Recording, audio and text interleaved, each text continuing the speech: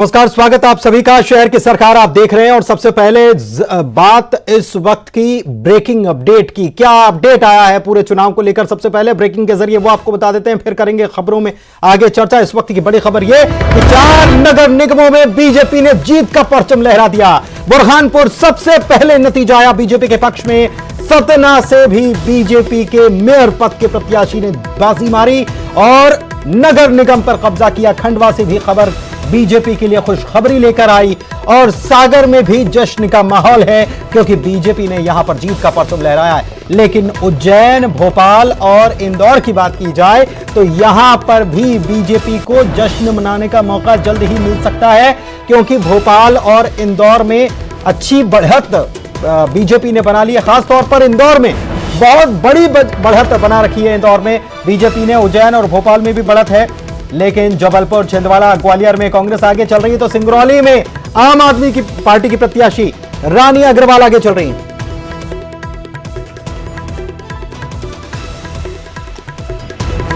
उच्च शिक्षा मंत्री मोहन यादव इस वक्त हमारे साथ फोन लाइन पर जुड़े हुए हैं, उनसे बात करते हैं। स्वागत है आपका मोहन यादव जी। जो निकाय के नतीजे आ रहे हैं ये क्या बताते हैं? ये भाजपा की लहर चल रही है, ये अपने आप में स्पष्ट है। कांग्रेस को सबक है। हमारे खास करके उज्जैन के परिप्रेक्ष्य में कहूं तो 22 वार्ड में से 20 वार्ड उज्जैन दक्षिण के हमने जीते और ऐतिहासिक लीड अपनी उज्जैन दक्षिण से उज्जैन हमारे महापौर को भी मिली है। मैं उम्मीद कर रहा हूं कि जिस प्रकार का ट्रेंड चल रहा है इसका कांग्रेस को भी सबक है और जनता के बीच में काम के जो किया है उसका एक तरह से जनता ने प्रतिसाद दिया है। लेकिन कभी आगे कभी पीछे ये दौर भी तो चल रहा है उज्जैन में। नहीं, देखिए क्या होता है, चुनाव तो चुनाव की तरह लेना पड़ता है। मैं अपने उज्जैन दक्षिण विधानसभा की दृष्टि से अगर बताना चाहूंगा तो 22 वार्ड में से 20 वार्ड में भाजपा के प्रत्याशी चुनाव जीत रहे, तो ये अपने आप में बता रहा है कि हमारे यहाँ लहर चल रही, आंधी चल रही है। उस आंधी में आज की स्थिति में जिस ढंग से हम आगे बढ़ रहे हैं ये अपने आप में स्पष्ट है कि हमारा अपना बोर्ड भी बन रहा है और महापौर भी जीत रहे हैं जी। लेकिन क्या हो गया कि जब बीजेपी बात करती है सबका विकास और सबके विश्वास की, तो विश्वास पूरा नजर नहीं आ रहा है। जबलपुर से खबर जो आ रही है, ग्वालियर से जो रुझान आ रहे हैं, ये क्या बताते हैं? देखिए क्या होता है, चुनाव में हम जब जाते हैं तो बहुत सारी बातें होती है। हमने बहुत अच्छा कैंडिडेट डॉक्टर जामदार करके जबलपुर में दिया है, लेकिन अब जनता को कभी कभी जो जनता करती है, इसलिए हम जनता अंततः जनता जो करे वो सब सही है। हमने अपने जो प्रत्याशी है बहुत साफ सुथरी छवि के, बहुत सेवाभावी चिकित्सा क्षेत्र के, बड़ा नाम उनका है, पर क्या कारण है वो बाद में समीक्षा करेंगे। लेकिन आज जो हुआ है वो हमारे सबके सामने है। लेकिन उसके बावजूद भी जिस ढंग से कांग्रेस ने छल का, जिस ढंग से कांग्रेस ने व्यवस्थाओं का और जिस ढंग से कांग्रेस ने एक झूठी हवा बनाने का प्रयास किया, उसकी हवा निकली। चलिए, आप कह रहे हैं हवा निकली है और अभी रुझान जो है नतीजे में जब तब्दील होंगे तब और बात करेंगे। बहुत शुक्रिया आपका हमारे साथ चर्चा में शामिल होने के लिए।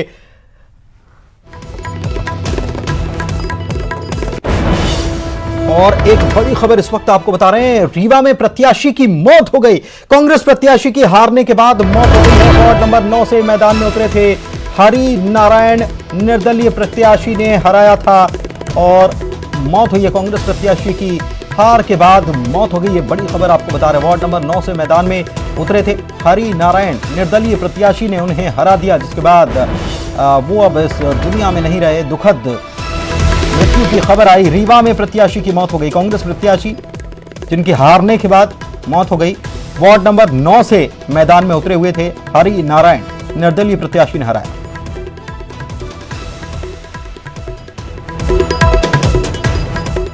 अर्पित हमारे संवाददाता हमारे साथ फोन लाइन पर जुड़े हुए हैं, उनसे ज्यादा जानकारी लेते हैं। अर्पित, क्या खबर है इसको लेकर? जी बिल्कुल पुनीत, आपको बता दें हनुमाना नगर परिषद में अभी प्रथम चरण में जो चुनाव संपन्न हुआ है उसके आज परिणाम आए हैं और इसमें कांग्रेस के प्रत्याशी ने वार्ड क्रमांक 9 से हरि नारायण गुप्ता जो 14 वोटों से हार गए हैं और हारने के तुरंत बाद उन्हें हार्ट अटैक आ गया, जिसके बाद उनकी मौत हो गई है। इसमें एक निर्दलीय प्रत्याशी थे जिन्होंने इन्हें 14 वोटों से हराया है। जी, यानी कि हार का दर्द वो सह नहीं पाए, हार्ट अटैक आया और अब वे इस दुनिया में नहीं है। बहुत शुक्रिया आपका इस जानकारी के लिए।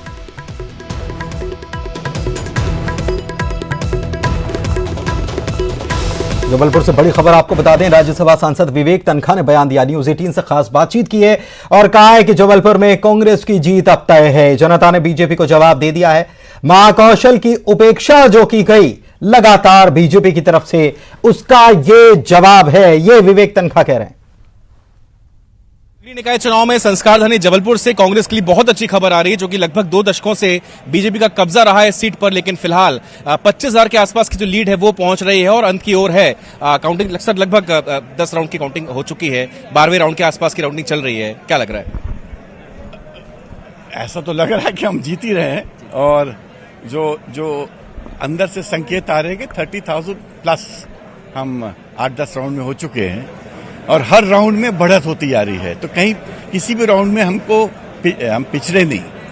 बट सबसे बड़ी बात जो जबलपुर के विषय में मैं बोलना चाहता हूं कि जबलपुर ने एक बहुत महत्वपूर्ण उत्तर दिया है इन इलेक्शंस के माध्यम से। हर स्तर पे कांग्रेस जीती है।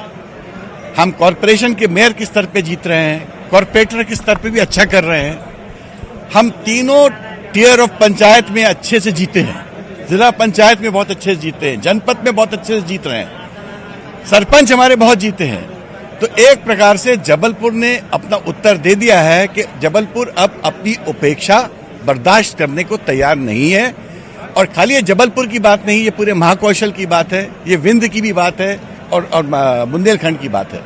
ये जो एक पूरे क्षेत्रीय उपेक्षा हुई है उसका जवाब जबलपुर ने दिया है। मेयर कैंडिडेट जो है डॉक्टर जामदार, वो अपना वार्ड ही हार गए। बेशक एक छोटा सा एग्जांपल मैं साइड कर रहा हूं, तो क्या लगता है जनता में आक्रोश था या क्या वजह है जो ऐसे परिणाम देखने को मिल रहे हैं? देखिए, मैंने पहले दिन से बोला था कि जितेंद्र तो मेरा बहुत अच्छा मित्र है, 40 साल पुराना मित्र है, मगर उसको मेयर का चुनाव नहीं लड़ना था, उसको एमपी का चुनाव लड़ना था। मेयर उसके लिए उपयुक्त पोस्ट नहीं थी। बेशक अगर जीत तो लगभग है, आश्वस्त हो चुकी है पूरी पार्टी, पूरे वरिष्ठ नेता की जीत होनी है। बिल्कुल हम आश्वस्त हैं, लीड बढ़ती चली आ रही है, 50,000 प्लस होना चाहिए। और बट ये एक शुरुआत है। मैं इस जीत को कोई जीत की तरफ से नहीं देखता हूं, ये एक शुरुआत है जबलपुर के विकास की। हम जबलपुर को अंतर्राष्ट्रीय स्तर तक ले जाएंगे, हम अंतर्राष्ट्रीय कंपनीज को जबलपुर लाएंगे, हम जबलपुर के लिए वो प्लान बनाएंगे जो आज तक किसी ने कल्पना नहीं की थी। बेशक एक सपनों का नगर जो है वो बनेगा, और जिस प्रकार से तमाम दावे और वादे लेकर चल रही है कांग्रेस पार्टी, उसे मुकम्मल पूरा यहां पर किया जाएगा, ऐसा कहना है राज्यसभा सांसद विवेक कृष्ण तनखा का। कैमरा पर्सन विनीत मिश्रा के साथ प्रतीक अवस्थी, न्यूज़ 18 जबलपुर। वहीं जबलपुर में शुरुआती रुझानों में कांग्रेस को अच्छी खासी बढ़त मिल गई है और कांग्रेस के पूर्व वित्त मंत्री तरुण भनोत ने कहा है कि जैसा मैंडेट हमें साल 2018 में मिला था वैसा ही मैंडेट हमें इस बार भी मिलेगा।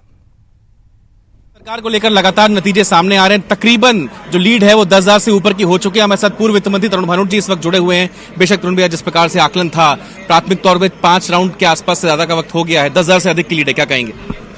मेरे पास जो जानकारी है उसके मुताबिक आधिकारिक तौर पर लगभग 75,000 वोटों की गिनती हो चुकी है और उसमें हम 14-15,000 वोटों से आगे हैं।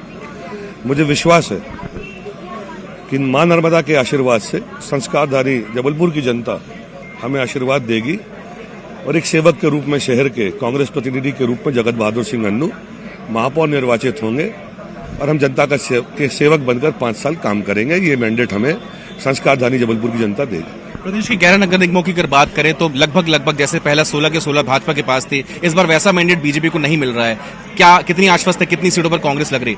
देखिए, भारतीय जनता पार्टी को तो 2018 में ही मैंडेट नहीं मिला था। ये तो 177 से 107 पे आ गए थे और हम 54 से 114 आ गए थे। पर इनका डेमोक्रेसी में, लोकतंत्र पे कोई विश्वास नहीं है। इन्हें जिस प्रकार से सरकार गिराई थी तो ये खरीदी हुई सरकार थी, जनता के विश्वास की सरकार नहीं थी। आज जब जनता को पुनः मौका मिल रहा है तो कांग्रेस पार्टी को आशीर्वाद दे रही है और माननीय कमलनाथ जी के नेतृत्व में मुझे पूरा विश्वास है कि मध्य प्रदेश की जनता उनको भी आशीर्वाद देगी और 2023 में भी एक अच्छी सरकार मध्य प्रदेश में बनाएंगे जो इस प्रदेश के लोगों की ईमानदारी के साथ सेवा करेगी और भारतीय जनता पार्टी के कुशासन को समाप्त करेगी। अंतिम सवाल मेरा, लगभग 32 वार्डों में कांग्रेस अभी लीड बढ़ाए हुए हैं, वार्डों की बात मैं कर रहा हूं, क्या लगता है नगर सरकार में बहुमत पार्षदों का भी रहेगा कांग्रेस? ये जरूर आना चाहिए और अभी के ट्रेंड ये बता रहे हैं कि कांग्रेस के पार्षद भी जीतेंगे, महापौर प्रत्याशी भारी बहुमत से विजयी होंगे और संस्कारधानी की सेवा करने का मौका कांग्रेस पार्टी को मिलेगा और 5 साल के कार्यकाल में जनता को हम ये विश्वास दिलाते हैं कि हमको अंतर भी मिलेगा। ये थे पूर्व वित्त मंत्री तरुण भनोत जी, जिन्हें कहीं ना कहीं पूरा आश्वासन है कि न केवल महापौर बल्कि अधिकांश तौर पर जो वार्ड हैं उनमें भी कांग्रेस को बहुमत हासिल होगा और बेहद उत्साहित मुद्रा में फिलहाल कांग्रेस मिल रही है। कैमरा पर्सन विनीत मिश्रा के साथ प्रतीक अवस्थी, न्यूज़ 18 जबलपुर। और हमारे साथ दो खास मेहमान इस वक्त जुड़े हुए हैं, सीधे उन्हीं के पास चलते हैं। सबसे पहले स्वागत करते हैं हितेश वाजपेयी साहब, बीजेपी की तरफ से जुड़े हुए हैं। हितेश जी स्वागत है। और अवनीश बुंदेला जी कांग्रेस की तरफ से जुड़े हुए हैं। अवनीश जी आपका भी बहुत स्वागत है। सबसे पहले हितेश जी आपको बहुत बहुत बधाई, बीजेपी को बहुत बहुत बधाई, लेकिन उतनी नहीं जितनी पिछली बार आप लोगों ने जश्न मनाया था। फीका रहा? नहीं, मुझे लगता है कि इसको थोड़ा सा आप संशोधित जरूर करेंगे। आज जैसे 11 नगर निगम की अपनी काउंटिंग हुई है, तो उसमें से हम मान के चले एक आम आदमी पार्टी, 2 कांग्रेस और बाकी सभी पर भारतीय जनता पार्टी का परचम रहा है, हम ये मान सकते हैं। काउंटिंग पूरी होने देते हैं, फिर उसके बाद हम पालिका को उठाकर देखें तो 36 की काउंटिंग आज होनी, जिसमें लगभग 30 के परिणाम घोषित हो गए पुनीत जी। और उसमें भारतीय जनता पार्टी को 22 में पूर्ण बहुमत मिला है और 3 पर कांग्रेस को मिला है और 5 निकायों में अभी संघर्ष जारी है। इसी प्रकार हम परिषद में देखें तो 86 की आज अपनी संख्या है, जिसमें से 51 के परिणाम घोषित हो गए हैं। 30 पर भारतीय जनता पार्टी है 51 में से, 6 पर मात्र कांग्रेस है।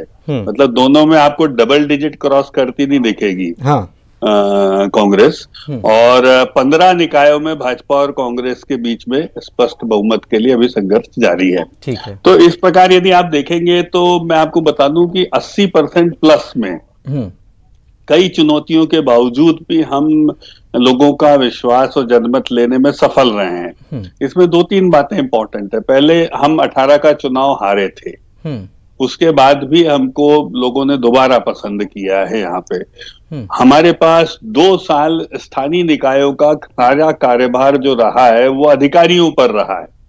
यानी कि 2 साल तो अधिकारियों ने काम किया है, जिसके बिल हमारे नाम फटे होंगे पुनीत जी। बिल्कुल, तो स्वाभाविक है कि बिल्कुल सही बात है वो कि जो पार्षद रहा होगा या जो मेयर रहा होगा और फिर काम अगर 2 साल नहीं हुए, अटके पड़े रहे होंगे, तो स्वाभाविक सी बात है कि जो पिछला है हमको याद किया जाएगा। बिल्कुल सही बात है। बिल्कुल, तो हमने उस चुनौती का भी सामना इस दौरान में किया।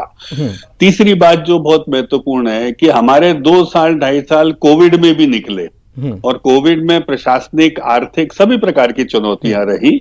जहां जो रहा सबने सामना किया, मतलब कोई जिसकी भी सरकार रही हो जहां पर, तो सरकारों के सामने ये भी एक बड़ा विषय रहा जिसका जवाब या जिसकी चुनौती रही सामने।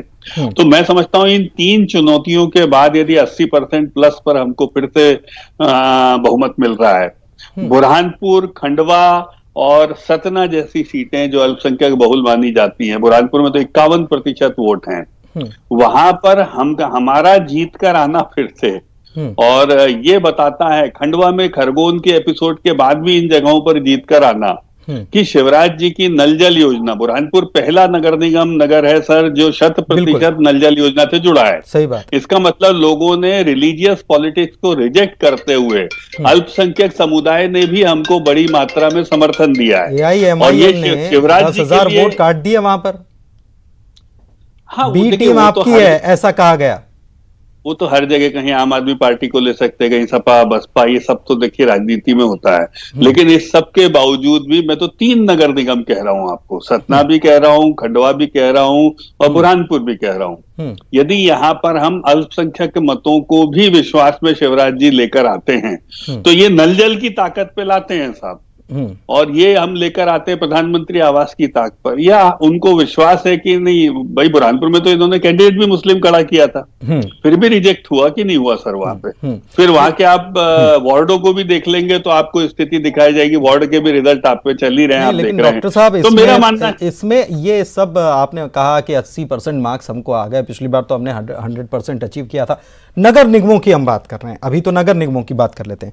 ठीक है, आपने नगर पालिका, नगर परिषद में भी कमाल किया, बहुत अच्छी बात है, लेकिन आपको नहीं लगता कि 100% से 80% जो हो गए, मार्क्स कम हो गए, ये जब लिटमस टेस्ट 2023 में होना है, सुन तो लीजिए, 2023 में, अभी तो 11 का ही है, अभी तो 5 और आएंगे, उसमें भी क्या पता क्या हो। लेकिन जब लिटमस टेस्ट की बात, क्योंकि जब घोषणा हुई थी तब लिटमस टेस्ट, मुख्यमंत्री ने खुद ने ये बात कही थी कि लिटमस टेस्ट है, तो ये लिटमस टेस्ट में आप कहां तक पहुंचे हैं? क्योंकि बात ये नहीं है, बात ये है कि जो भी हाल रहा हो, जैसा भी रहा हो, अगले साल तो फिर चुनाव में उतरना है। और बिल्कुल बागी कितना खेल बिगाड़ गए। देखिए, मैं पुनीत जी आपकी बात से सहमत हूँ। इसीलिए इस चुनाव को, चूंकि ये विधानसभा से पहले हुए हैं, तो हमारे पास सुधार के, चूंकि हम सत्ताधारी दल हैं, तो हमसे दो अपेक्षाएं हैं। एक प्रशासनिक सुधार की है, जो जिसकी ओर मैंने जिक्र किया, ब्यूरोक्रेसी, लोअर ब्यूरोक्रेसी, उसके जो पॉकेट्स हैं जिसकी वजह से बिल हमारे नाम फटे होंगे, तो उसको हमको ठीक करना है। और फटते हैं। जो दल सरकार में रहता है, यदि कोई एसडीएम, तहसीलदार, थानेदार गड़बड़ करता है तो लोग उसको वोट नहीं देते, हमारे काट लेते हैं कि सरकार इनकी है। स्वाभाविक है, कहीं भी कोई दुर्घटना होती है तो अवनीश जी जोर से बोलते हैं कि नहीं बोलते कि आपकी सरकार है, आप क्या कर रहे हो। तो अधिकारी का थोड़ा ना होता है, वो तो हमारी नाम फटता है। तो वो 1.25 साल में हमको ठीक करना है, वो हम उसकी एनालिसिस करेंगे। दूसरा, जो सांगठनिक रूप से जिसकी ओर आप इशारा कर रहे हैं, हमको उसका भी अवसर मिलेगा। हम अभी मतों की संख्या को देखेंगे, पार्षदों की स्थिति। आप सोचिए, हम विधानसभा से नीचे जाकर मूल्यांकन कर पाएंगे वार्ड शाह मध्य प्रदेश का, तो हम बैठेंगे इस पूरी बैलेंस शीट को लेकर पुनीत जी, और हम इसमें जो लखनीज कमियां हमको दिख रही हैं उसको हम दूर करेंगे। हम उत्साहित क्यों हैं? हम उत्साहित सर 3 कारणों की वजह से, कि 3 ये बड़ी चुनौतियां थी। 18 में हमारी हार का होना, उसके बाद उपचुनाव से जीतकर हमारी सरकार का चलाया जाना, कोविड की चुनौतियों को सरकार के खिलाफ देखा जाता है हमेशा, उसको देखना, ठीक है। तो ये चुनौतियां, 2 साल से स्थानीय सरकार में कोई जनप्रतिनिधि ही नहीं था, तो आप सोचिए वो थी लोअर ब्यूरोक्रेसी के भरोसे, तो उसको भी हमने झेला। अच्छा, वो लोअर ब्यूरोक्रेसी भी कोविड की वजह से फाइनेंशियल क्राइसिस से गड्ढे नहीं भर पा रहे थे। मैं आपको बताऊं इमीडिएटली, आपको ध्यान हो, जब जीएसटी में सुधार आया 6वें क्वार्टर से, तो उसके बाद सबको मिलना पैसा शुरू हुआ, स्थानीय निकाय को, सबको, तो गड्ढे भरे गए, सड़कें ठीक हुई। 2 बारिश हमने सर बिना उसके झेली हैं। आपको भी ध्यान हो कितनी अच्छा, ये सब हमको ही तो, हमारे ही नाम पे तो जाएगा ना सर। तो विपक्ष के पास तो ये रहता है कि भाई तुम्हारी सरकार है, करो। ठीक है, ठीक है। इस बीच डॉक्टर साहब एक और सवाल के साथ मैं आ रहा हूं। ये जगत बहादुर सिंह अन्नू जो हैं, उन्होंने कह दिया है जबलपुर से बड़ी खबर ये कि ये हमारी नहीं, जनता की जीत है। ठीक है, कांग्रेस से महापौर प्रत्याशी जगत बहादुर सिंह जीत चुके हैं। ये बड़ी खबर इस वक्त आपको बता रहे हैं। और मध्य प्रदेश की संस्कार धानी इसे कहा जाता है, जबलपुर। और जबलपुर ने केवल महापौर का परिणाम ही नहीं बदला, बल्कि बहुत सारी चीजें भारतीय जनता पार्टी, कांग्रेस दोनों के लिए खोल दी हैं। क्योंकि यहां पर एआईएमआईएम के 2 पार्षद प्रत्याशी आगे चल रहे थे। इसके अलावा यहां पर बराबरी का मुकाबला अगर वार्ड के हिसाब से देखा जाए तो वो भी देखने को मिला है। शिवसेना के पार्षद प्रत्याशी भी आगे चल रहे हैं। ये सारी चीजें जबलपुर में हुई। तो चलते हैं एक बार फिर से मेहमानों के पास। अवनीश जी, मैं आपके पास आऊंगा, लेकिन उसके पहले और थोड़ी सी चर्चा डॉक्टर साहब से। डॉक्टर साहब, ये क्या हो गया? जबलपुर संस्कार धानी, बहुत 4 महानगरों में से एक जबलपुर, और ग्वालियर। ग्वालियर में तो क्या हो गया, ये तो खैर बहुत उसको छानबीन करना पड़ेगी। लेकिन जबलपुर में क्या हो गया? क्या घुटने घुटने पानी में जब वोट देने गया वोटर, और ये केवल 2 साल में घुटने घुटने पानी वाली परिस्थिति नहीं हुई, ये आप भी जान रहे हैं। तो क्या हो गया ये? नहीं, आपने ठीक पकड़ा है। देखिए, कोई बहुत रॉकेट साइंस नहीं होता इन चीजों को पकड़ना। तो मुझे लगता है कि जो वल्लभ भवन से दूरी जबलपुर और ग्वालियर की ज्यादा रही और नजदीकियां इंदौर और भोपाल की रही, तो इंदौर और भोपाल की नजदीकियों के परिणाम हमको मिले। लेकिन थोड़ा जो जबलपुर और ग्वालियर की जो दूरी बढ़ गई इस दौरान, उसको हमें कम करने की आवश्यकता है। We have to deliver the fruits of democracy to the development के खास तौर से जो पॉइंट है। बीजेपी अच्छी बात है, ये समझ रही है। महाकौशल की उपेक्षा बीजेपी कर रही थी लगातार। इस बात का जवाब, इस बात को लेकर तो अभी विवेक तनखा साहब को हम सुन रहे थे, उन्होंने भी यही बात कही है। ठीक है, अवनीश जी के पास चलते हैं। पहले बधाई दे देते हैं अवनीश जी, आपने कांग्रेस ने कमाल कर दिया। क्योंकि 16 में से एक भी अगर मिल जा रहा है तो कांग्रेस के लिए तो बल्ले बल्ले की भाई, कुछ तो किया। हम मेहनत कर रहे तो कुछ तो किया। क्या पुनीत जी, कांग्रेस क्या सोच रही है? पुनीत जी, पहली बात तो आज चर्चा 16 की नहीं हुई, आज चर्चा 11 की होगी।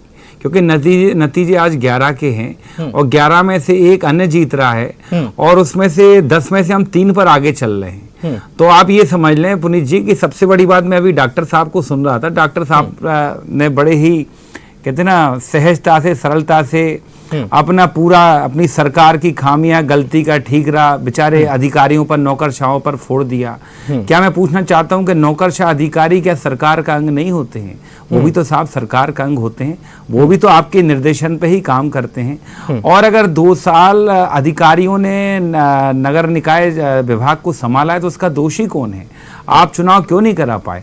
आप बात करते हो, अगर आप कोविड का बहाना ले रहे हो साहब, तो कोविड में आपने उपचुनाव लड़े, 28 लड़े, उसके बाद 4 लड़े, उसके बाद फिर आपने लड़े, तो आपने निरंतर चुनाव लड़े, लेकिन आप नगरीय निकाय पंचायत चुनाव नहीं करा पाए। उसमें कुछ हद तक आपने जो आरक्षण देने में गड़बड़ियां की, सीमांकन में भी गड़बड़ियां की, वो भी उसके लिए जिम्मेदार हैं।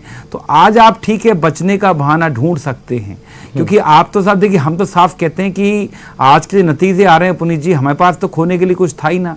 हम तो जो भी आज पा रहे हैं तो हमको गेन हो रहा है। और अभी 1 सीट चली, बड़ी खुशी की बात है कि हमारा जबलपुर, जिसको संस्कारों की राजधानी कहते हैं, हमारा आज वहां से खाता खुला है। और मुझे आश्चर्य हो रहा है कि डॉक्टर साहब कह रहे हैं कि जबलपुर और ग्वालियर की दूरी वल्लभ भवन से बढ़ गई। कैसे बढ़ गई साहब?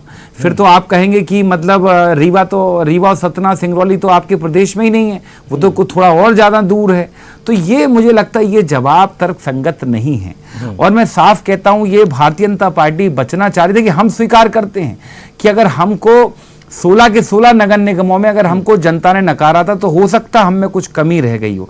लेकिन आज माननीय कमलनाथ जी का नेतृत्व जब हमको प्राप्त हुआ है, उनके नेतृत्व में कांग्रेस का एक एक कार्यकर्ता वचनबद्ध है, लामबद्ध है और दिन रात एक मेहनत कर रहा है, तो उसके आज ये परिणाम आपको मिल रहे हैं। ठीक है, आप नगर पालिका या नगर परिषद में आप देखें तो उसमें मुझे लगता है अभी कुछ कहना जल्दबाजी, क्योंकि पूरी तस्वीर भी साफ नहीं हुई है। तो कई सारी जगह की अभी मतगणना भी अभी स्टार्ट हुई है, उसमें आप देखेंगे अभी आपको काफी उसके नतीजों में आपको सुधार मिलेगा। लेकिन देखिए पुनीत भाई, हमने ये चुनाव सिर्फ और सिर्फ विकास के मुद्दे पर, एजेंडे पर लड़ा था। क्योंकि आप जहां पर जैसे ग्वालियर की बात करें, आपको मालूम ग्वालियर में 57 साल 57 ईयर एक पार्टी का, एक विचारधारा का महापौर बनता आ रहा है। मैं विचारधारा इसलिए कह रहा हूं क्योंकि भाजपा का जन्म तो बेसिकली 80-80 में हुआ, लेकिन उसके पहले भी जो इनके और जो इनके जो पितृ संगठन थे, दल थे, उनका ही महापौर बनता आ रहा है। तो आज ये अगर ग्वालियर में परिवर्तन होता, वो भी सिंधिया और बड़े बड़े नेताओं के होने के साथ, जिसमें नरेंद्र सिंह तोमर भी होते हैं और शिवराज जी ने भी वहां डेरा डाला, अगर वहां परिणाम बदल रहा है तो इससे साबित होता है कि आपके विकास के मापदंड क्या हैं और आपका विकास का स्तर क्या है। देखिए, विकास की बात तो होगी, आप अधिकारियों पर ठीकरा फोड़ कर बच सकते हैं, लेकिन मुझे बताएं, अपन एमपी नगर में ये आपका स्टूडियो है, यहाँ स्थिति ये है कि 2 घंटे की बारिश में, अभी लगातार बारिश की बात नहीं कर रहा हूं, जब मानसून आया तो 2 घंटे की बारिश में एमपी नगर की पूरी सड़कें तालाब बन गई थी, खुद गई थी। और ये प्रदेश का कहूं या भोपाल का कहूं सबसे पॉश और महंगा एरिया है, जहां पर 40,000 रुपए स्क्वायर फीट जमीन का रेट है। सरकारी रेट भी निकालेंगे तो 36,000 रुपए स्क्वायर फीट यहाँ जमीन का रेट है। और यहाँ सोचें उसके ऊपर संपत्ति कर कितना वसूला जाता होगा, कमर्शियल टैक्स कितना वसूला जाता होगा। तो ये स्थिति यहाँ पर कि साहब आपकी सड़कें जो है 2 घंटे की बारिश में खुद जाती हैं, सड़कें तालाबों में बदल जाती हैं, नालियां उफान पर जाती हैं, गड्ढों में परिवर्तित हो जाती हैं। बुंदेला साहब, लेकिन हम जब बात कर रहे हैं तो उसी भोपाल में बैठकर बात कर रहे हैं जहां काउंटिंग चल रही है, और वहां क्या स्थिति है ये आप भी जान रहे हैं। ठीक है, अच्छी खासी बढ़त तो बना ही रखी है बीजेपी की तरफ से। एक चीज और, हितेश वाजपेयी, मैं आऊंगा आपके पास। हितेश वाजपेयी साहब, जब आप सर मुझे तो आपने नहीं मैं आऊंगा सर आपके पास। कम सुना आपने, मुझे शिकायत है और हम बहुत आराम से चर्चा करेंगे, बहुत आराम से चर्चा करेंगे। एक ब्रेक का, चलिए ठीक है बुंदेला साहब, एक ब्रेक ले लो, अच्छा है, बढ़िया, ले लो ब्रेक। एक ब्रेक का वक्त है, लेकिन उसके पहले तो सीटें हैं आपकी, उसके पहले डॉक्टर साहब, खाता तो ये सवाल मैं आपको छोड़ जा रहा हूं, लौटूंगा तो इसको पूछूंगा कि महाकौशल की जो दूरी आप कह रहे थे ना बढ़ गई, जिसको लेकर तनख्वाह साहब ने भी, क्यों आखिरकार अजय विश्नोई साहब की आवाज जो है कानों तक नहीं पहुंचती सरकार के? जवाब तलाशी का मैं आ रहा हूं थोड़े से छोटे से ब्रेक के बाद, फिर हम चर्चा करेंगे। वक्त एक छोटे से ब्रेक का।